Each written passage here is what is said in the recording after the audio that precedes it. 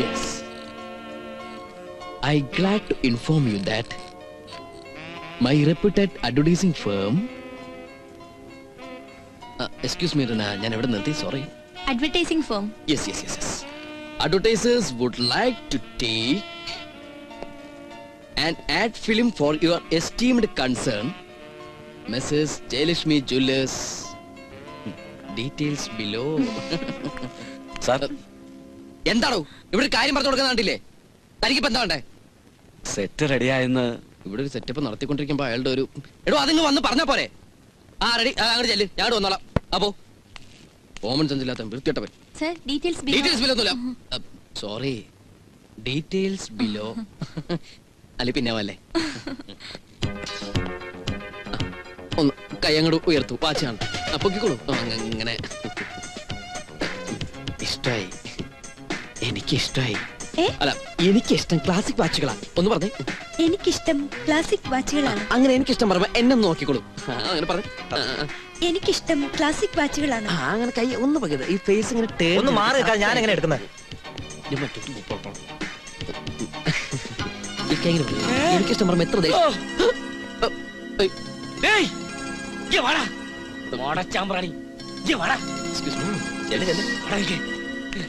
അപ്പൻ എത്ര വേണമെങ്കിലും എന്നെ ചീത്ത പറഞ്ഞോളൂ, പക്ഷെ എന്റെ പ്രസ്ഥാനത്തെ കുറ്റപ്പെടുത്തരുത്. ഇത് എന്നോട് പ്രൊഫഷൻ അപ്പാ. കണ്ണാ, നീ തരികിടയാന്ന് അറിഞ്ഞുകൊണ്ട് തന്നെ എൻ പാപ്പാവ് ഉനക്ക് ഞാൻ തന്നത്.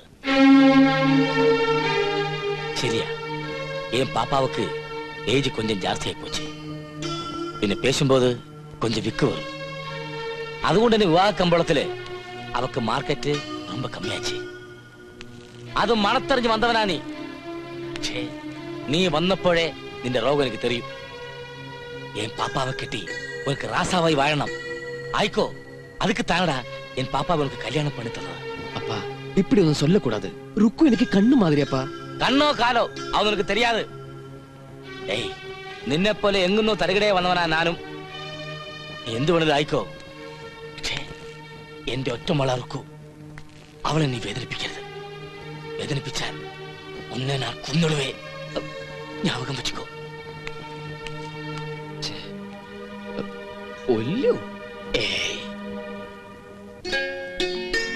അറിയാം എന്തിനാണ് ഇങ്ങനെ ഒരുങ്ങി പോകുന്നെന്ന്.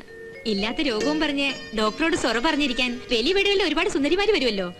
ഡോക്ടറാണെങ്കിലോ എന്തിനും റെഡി. You are right. എന്തായാലും എന്റെ ശ്രീമതിക്ക് ബുദ്ധിയുണ്ട്. ഒന്ന് ചോദിച്ചോട്ടെ, ഇന്ന് ഇതേവരെ ഏതെങ്കിലും ഒരു ശ്രീമതി നിന്റെ ശ്രീമാനെ തിരക്കോടെ വന്നിട്ടുണ്ടോ? അതാണ് ഡോക്ടർ പ്രസാദിന്റെ quality. Dispensary is dispensary, home is home. ആരാ നോട്ടെ. Good morning doctor. Good morning. ഇവരെന്റെ ഫ്രണ്ട്സാ, നാൻസി ആലീസും. ഞാൻ പറയാറില്ലേ? അല്ല, അകത്തേക്ക് കയറി ഇരിക്കാൻ പോലും പറയുന്നില്ല. സോറി, ഇരിക്കൂ. എവിടെ മിസ്സസ് മോനും ഒക്കെ? മോൻ ക്ലാസ്സിൽ പോയി. ഞാൻ മിസ്സസിനെ വിളിക്കാം. അതാ ഞാൻ പറയാനുള്ള Renu. Dispensary is dispensary, home is home. ഇപ്പൊ എന്തായി? കാണാതിരുന്നിട്ട് ഉറക്കം വരുന്നില്ലായിരിക്കും. വീട് വരെ എത്തിക്കഴിഞ്ഞു ഓരോന്നും. രാജി, ഒന്ന് പതുക്കെ പറ, അവര് കേൾക്കും. നീ എന്റെ മാനകളല്ലേ. കേക്കട്ടെ, എന്റെ ക്ഷമ കിട്ടാലുണ്ടല്ലോ. മിസ്സിസ് അടുക്കളയല്ല, നിങ്ങൾ വന്നറിഞ്ഞ് കാപ്പി എടുക്ക. പുള്ളിക്കാരത്ത് വലിയ സൽക്കാരപ്രിയ. പിന്നെ വന്ന കാര്യം, ധൃതിയുണ്ടോ? ഞാൻ ഹോസ്പിറ്റലിൽ പോവാൻ റെഡിയായി നിൽക്കായിരുന്നു. ശരി, ഞാൻ ഡോക്ടറുടെ സമയം കൊല്ലുന്നില്ല. അടുത്ത ഞായറാഴ്ച ഞങ്ങളുടെ വെഡിങ് ആനിവേഴ്സറി ആണ്. ഒരു ചെറിയ ഗെറ്റ് ടുഗദർ. ഡോക്ടറും വരണം. അന്ന് ഹൗസ് വാമിങ്ങിന് വരാതിരുന്ന പോലെ വരാതിരിക്കില്ലേ? അടുത്ത ഞായറാഴ്ചയല്ലേ? എന്തായാലും വരാം. മിസ്സസിനെ കണ്ടില്ല. മിസ്സിസ് അടുക്കളയിലായിരിക്കും. സാരമില്ല, ഞാൻ പറഞ്ഞോളാം. അല്ല, കാപ്പി ഒന്നും വേണ്ട. എന്നാ ഞങ്ങൾ പോട്ടെ. മറക്കരുത്, തീർച്ചയായും വരണം. എന്തായാലും വരാം. വാ പോവാ.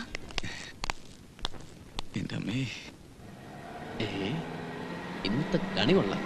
ഒരു ഉഗ്രം പീസ്. ഒന്ന് വളച്ചു നോക്കിയാലോ.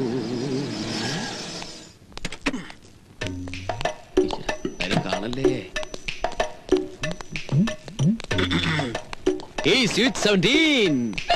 ആരാണ് നീ? എന്താണ് നിന്റെ പേര്? പ്രേമൻ. നിന്റെ പേര് പോലെ തന്നെ നിന്റെ തൊഴിലും പ്രേമം. സോറി, ഞാൻ പ്രതീക്ഷിച്ച ആള് നിങ്ങളല്ല. പക്ഷേ എനിക്കൊട്ടും തെറ്റിയിട്ടില്ല. ഞാൻ പ്രതീക്ഷിച്ച ആള് നീ തന്നെ. I want A lift. Sorry ട്ടോ, എനിക്ക് നോർത്തിലേക്ക് പോണ്ടത്. എന്തൊരു പൊരുത്ത എന്റെ മനസ്സും നിന്റെ മനസ്സും. എനിക്കും പോണ്ടത് നോർത്തിലേക്ക് തന്നെയാ. ഞാൻ നോർത്തിലേക്ക് ഇൻഡിക്കേറ്റർ ഇട്ടിട്ട് സൗത്തിലേക്ക് പോകും. ഞാനും നോർത്തിൽ നിന്ന് ഇൻഡിക്കേറ്റർ ഇട്ടിട്ട് സൗത്തിലേക്ക്. അയ്യോ, ഇപ്പഴാ ഞാനൊരു കാര്യം ഓർത്ത്. ഈസ്റ്റിൽ ചെന്ന ഒരാളെ കണ്ടിട്ട് വേണം നോർത്തിൽ പോയിട്ട് പിന്നെ സൗത്തിൽ പോവാൻ. ഞാനും അങ്ങനെ തന്നെയാ. ഈസ്റ്റിൽ പോയി ഒരാളെ കണ്ടിട്ട് വേണം നോർത്തിൽ പോയി സൗത്തിൽ പോവാൻ. ഈ പ്രായത്തിൽ ഇങ്ങനെ യാത്ര അത്ര ഇപ്പഴാ ഓർത്തത്. ഞാൻ ഇന്ന് ഫ്രീയാ. നമുക്കിന്ന് എൻജോയ് ചെയ്യണം. എന്താ ഇത്? ആരെങ്കിലും കണ്ട വളരെ ബോറാട്ടോ.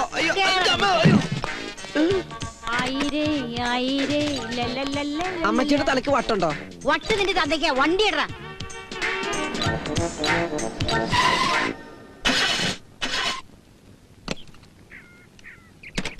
ഇങ്ങനെ വരാൻ വഴിയില്ലാത്താണല്ലോ. എന്താ ഈ സാധനത്തിന് എവിടെ കൊണ്ടേ കളയണ്ടേ ഈശ്വര? ഇവിടെ കോർപ്പറേഷന്റെ കുപ്പത്തൊട്ടിയോ ശ്മശാനോ വല്ല കണ്ടിരുന്നെങ്കിൽ.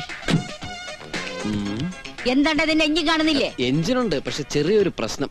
പറഞ്ഞ മനസ്സിലാവില്ല. ഓ, ഇതിന്റെ കാൽക്കുലേറ്ററിൽ വെള്ളമില്ലായിരിക്കും. കാൽക്കുലേറ്റർ അല്ല, റേഡിയേറ്റർ. റേഡിയോട്ടിലായാലും ടി വിയിലായാലും നീ വേഗം ശരിയാക്ക്. നമുക്കിന്ന് എൻജോയ് ചെയ്യണ്ടേ? പിന്നെ എൻജോയ് ചെയ്യാം. പക്ഷേ ഈ പ്രശ്നം ഉണ്ടല്ലോ, വണ്ടി സ്റ്റാർട്ട് ആവണില്ല. തള്ളാനാണെങ്കി ആരും കാണുന്നില്ല. ചേച്ചിയെ കൊണ്ട് ഞാനെങ്ങനെ ഈ വണ്ടി ഇപ്പൊ എങ്ങനെ തള്ളിക്കാം? നമുക്ക് എൻജോയ് ചെയ്യണ്ടേ? പിന്നെ എൻജോയ് ചേച്ചി ചെയ്യണ്ടേ? വെറുതെ ഇങ്ങനെ കൈകൊണ്ട് പ്രസ് ചെയ്തിട്ട് ഫോഴ്സിനെ തള്ളുകയാണെങ്കിൽ ഈ വണ്ടി സ്റ്റാർട്ട് ആവുന്നു, നമ്മൾ പോകുന്നു, എൻജോയ് ചെയ്യുന്നു. ഞാൻ ഇങ്ങനെ തള്ളണം അല്ലേ? അതെ. എടാ കള്ള, ഇങ്ങനെയുള്ള പല അടവുകളും ഞാൻ സിനിമയിൽ കണ്ടിട്ടുണ്ട്. ചേച്ചി എന്തിനാ വയസ്സാം കാലത്ത് ഇങ്ങനെ സിനിമ നടക്കണേ? ആർക്കടാ വയസ്സ്? നിന്റെ മറ്റവൾക്കാ? കേരള വണ്ടിയിൽ അമ്മച്ചി ഞാൻ എന്നെ കൊണ്ടേ പോവുള്ളൂ അല്ലേ? അതെ, നിന്നെ കൊണ്ടേ പോവുള്ളൂ. വരാനുള്ളത് വഴി തെങ്കിലും ആരോ പറഞ്ഞത്. അത്ര ആരോ അല്ല, ഞാനാ പറഞ്ഞു. എന്നെ തള്ളേ. Okay okay. കണ്ടിന്റെയൊക്കെ കറക്റ്റ് അല്ലേ? ലൈഫിന്റെ പ്രശ്നമാണേ. Good night. എന്തൊരു ജന്മം.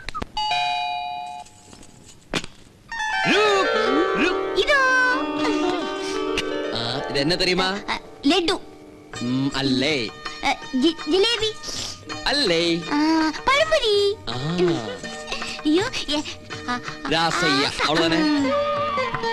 இந்த மாதிரி ஒரு ஹஸ்பண்ட் இந்த உலகத்துல யாருக்குமே கிடைக்காது. ஆமா, யாருக்கும் கிடைக்காது. ஏன்னா காலையில போன மாதிரி இருக்கான்னு பாத்துக்கிறேன். சந்தனம் குங்குமம் பியூட்டிஸ் போட்டு அப்படி இருக்குண்ணா. அப்பா அம்மா வந்தா முறுக்கு சீடை அச்சப்பம் எல்லாம் கொண்டு வந்திருக்க. அப்பா ஆபீஸ் வரலையா? வந்தாச்சு. என்ன சொன்னார்? ஓ, என்ன அருமையான பொண்ணை கண்ணு போல பாக்கணும். எங்க அப்பா நல்லவர். വളരെ நல்லவர். அப்பா அம்மா உங்களுக்கு என்ன கொண்டு வந்திருக்கேன் தெரியுமா? இனி എന്താണാവോ കൊണ്ടുവന്നേക്കണേ? வாங்கண்ணா, காமிச்சு தரேன் வாங்க. എന്ത് മാറണാണാവോ? யாரையும் பார்த்தது? ஐயே, பாத்தீங்களா இருக்கு. ஏன்னா நீங்க பீடி பிடிச்சிருக்கீங்களா? இல்லடா, நிஜமா நான் பீடி பிடிக்கல. ஆமாடா, போய் சொல்றேன். எனக்கு பீடி ஸ்மெல் தெரியும். ருக்கு, എനിക്ക് കാലയിലെ ഒരേ പല്ലുവലി. എന്നോട് ഫ്രണ്ട് ചൊല്ലിയാച്ച് പല്ല് വേദനയ്ക്ക് ரொம்ப நல்ல മെഡിസിൻ സിഗരറ്റ് വലിക്കൂ. അതാ ഞാനൊരു സിഗരറ്റ് വലിച്ചേ. அப்படியா? அப்படின்னா நான் ஒண்ணு சொல்றேன். இனிமே நீங்க பீடி குடிச்சீங்கன்னா நான் உங்களை அடிக்கவே மாட்டேன். நல்ல பொண்ணு. ஆனா கொன்னிடுவேன், ஜாக்கிரதை.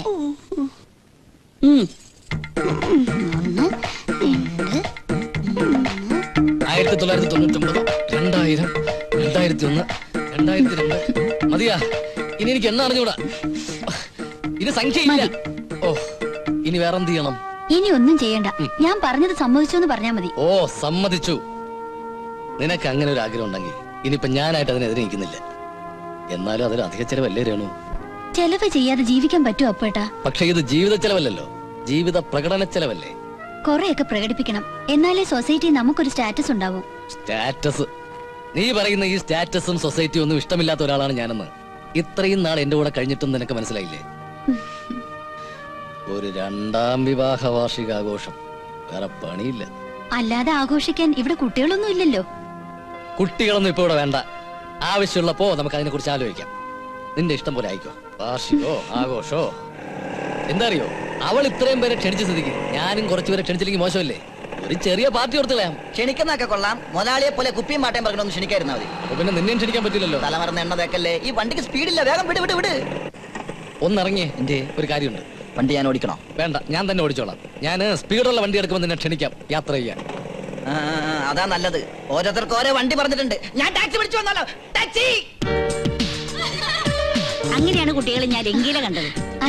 ആന്റിക്ക് കുടിക്കാൻ വല്ലതും കൊടുത്ത? ഞാൻ എപ്പോഴും കൊടുത്തു. ഈ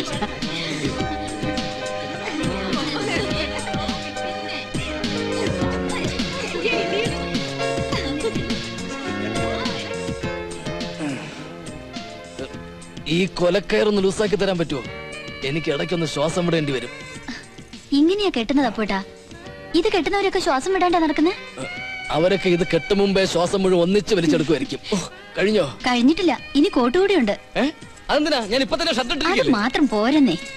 ഇവളുടെ കാര്യം ഈ കൈ കാണിച്ച്. ഇതും കൂടെ ഇട്ട് കഴിയുമ്പോ ഞാൻ ഉടനെ തന്നെ അന്ത്യശ്വാസം വലിക്കും. കൈക്കൊന്നും പറ്റില്ല. കൈ ഒളിക്കുന്നു. ആ നീ എന്നെ കൊല്ലാൻ തന്നെ തീരുമാനിച്ച. എന്ത് ചിരിക്കുന്നേ? ഈ കോലം കെട്ടിച്ചിട്ട് ഇപ്പൊ അത് കണ്ടപ്പോ ചിരി വരുന്നുണ്ടല്ലേ? ചിരിച്ചോ? അതല്ല അപ്പോട്ടാ, പിന്നെ? നല്ല സ്റ്റൈലായിരിക്കുന്നു.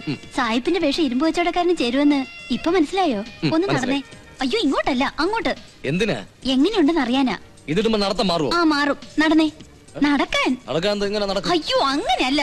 ഇങ്ങോട്ട് നോക്ക്. കൈയൊക്കെ ഇങ്ങനെ നീട്ടി തലയൊക്കെ ഇങ്ങനെ സ്റ്റൈലായിട്ട് വെച്ച് നല്ല സ്മാർട്ട് ആയിട്ട് നടക്കണം. എവിടെ? നടന്നേ. സ്മാർട്ട് ആയിട്ടല്ലേ? നടക്ക്. എങ്ങനെയുണ്ട്? കൊള്ളാം. ആ പിന്നെ ഞാൻ ആദ്യം ചെല്ലാം. കുറച്ചു കഴിഞ്ഞ് ഞാൻ അപ്പോഴാന്ന് നീട്ടി വിളിക്കും. അപ്പൊ ദേ ഇങ്ങനെ എല്ലാവരും വിഷ് ചെയ്ത് ഇറങ്ങി വരണം. എന്റെ അപ്പോട്ടിനെ കണ്ട് ആളുകൾ അമ്പരന്ന് നിൽക്കുന്നത് എനിക്കൊന്ന് കാണണം.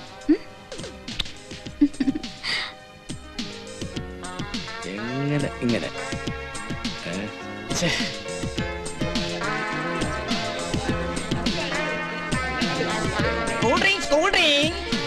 Thank you. ഇരിക്കും. Renu, happy returns of the day. Thanks. നീ എന്താ വരാത്തെന്ന് ആലോചിക്കായിരുന്നു. പിന്നെ വരാതിരിക്കാനോ? നിന്റെ ആളെ കാണാനുള്ള തിടുക്കത്തിലാ ഞാൻ. ചെറിയൊരു സമ്മാനം. എന്റെ പൈലറ്റ് നിന്റെ ഹസ്സിന് വേണ്ടി വാങ്ങിയ സൂട്ടാ. ഈ സൂട്ട് കാണുമ്പോഴെങ്കിലും ഫ്ലൈറ്റിൽ വെച്ച് നിന്റെ ആളെ എന്റെ ആൾക്ക് മനസ്സിലാക്കാൻ കഴിയുമല്ലോ. Thank you. മോളെ, ഒറ്റയ്ക്ക് മടങ്ങി പോവേണ്ടതാ. നിന്റെ ആളെ ഒന്ന് വിളിക്കേ. കണ്ടിട്ട് ഇത്തിരി ചാപ്പാടും കഴിച്ച് വേഗം സ്ഥലം വിടേണ്ടതാ. പുള്ളിക്കാരൻ റെഡിയായി താഴെ ഇറങ്ങാൻ തുടങ്ങിയപ്പോഴാ സ്റ്റേറ്റ്സിൽ നിന്ന് ഒരു കോള് വന്നത്. ഇപ്പൊ വിളിക്കാട്ടോ. അപ്പോട്ടാ,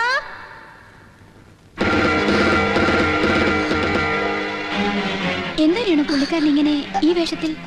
എന്നും ഇടാറുള്ള പാന്റും കോട്ടും മാറ്റി ഒരു നാടൻ വേഷത്തിൽ എല്ലാവരും മുന്നിൽ വരാന്ന് അപ്പോട്ട് എന്നോട് നേരത്തെ പറഞ്ഞിരുന്നു. വലിയ ബിസിനസ്സുകാരനാണെങ്കിലും ആള് വളരെ സിമ്പിളാ. അതെ, സായിപ്പിന്റെ വേഷം ഇരുമ്പ് കച്ചവടക്കാരൻ ചേരില്ല. അത് അപ്പോട്ടിന്റെ ഒരു കൂട്ടുകാരനെ കുറിച്ച് പറയായിരുന്നു. നിന്റെ ഹസ്ബൻഡിനെ പരിചയപ്പെടുത്തി തന്നില്ലല്ലോ. അല്ലെങ്കിൽ വേണ്ട, സെൽഫ് ഇൻട്രൊഡക്ഷൻ ആവാം. ഞാൻ നാൻസി സാമുവൽ. നാൻസി സാമുവൽ എന്ത് ചെയ്യുന്നു? രേണുവായി ഒരുമിച്ച് കോളേജിൽ പഠിച്ചിരുന്നാ. ഇപ്പൊ ഇവിടെ സെറ്റിൽഡാ. Husband Indian എയർലൈൻസിൽ പൈലറ്റാ. 5 അടി ഉയരം, ഒത്ത ശരീരം, നല്ല വെളുത്ത നിറം. മിസ്റ്റർ അപ്പുക്കുട്ടൻ ചിലപ്പോ കണ്ടിട്ടുണ്ടാവും.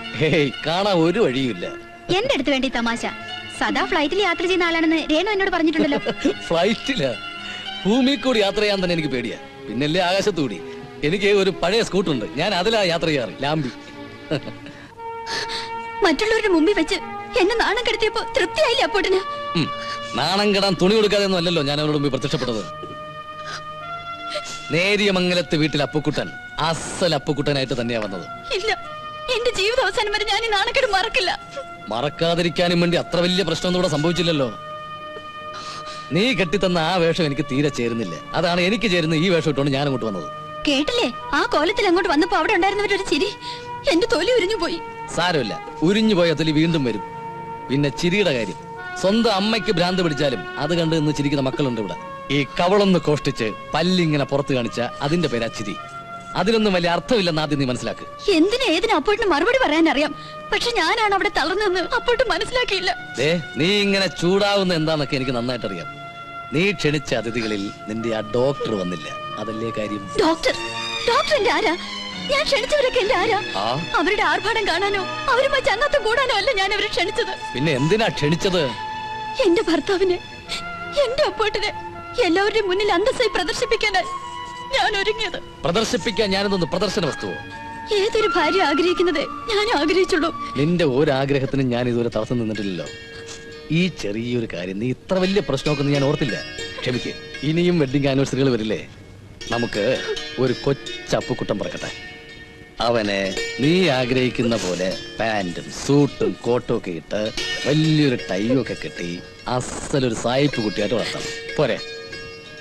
ചിരിക്കടോ. சிரிக்கணும்.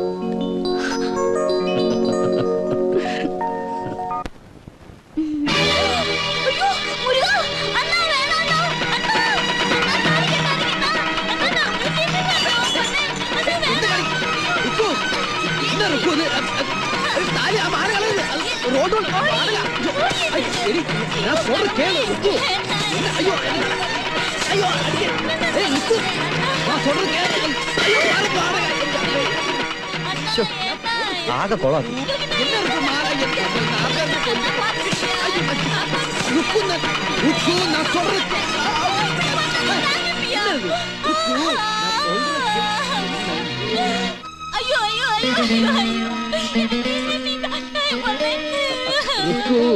ഇത് ഷൂട്ടിംഗ് ആക്ച്വലി அது பாரு கேமரா லைட்டு HMI நான் சொல்றது கேளுடா போது இருக்கு